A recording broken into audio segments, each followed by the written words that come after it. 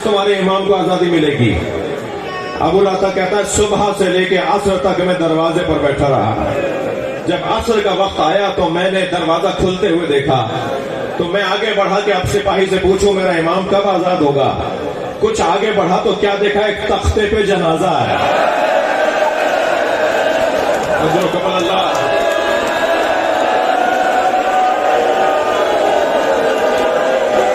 कबल अल्लाह।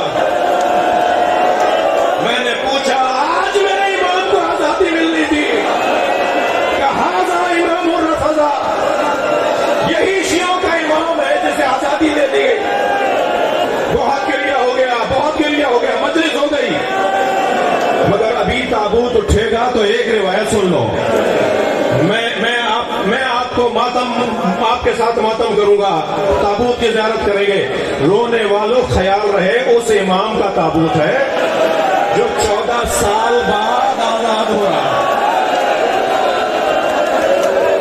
उस इमाम का ताबूत है जिसकी बेड़ियां काटी नहीं गई।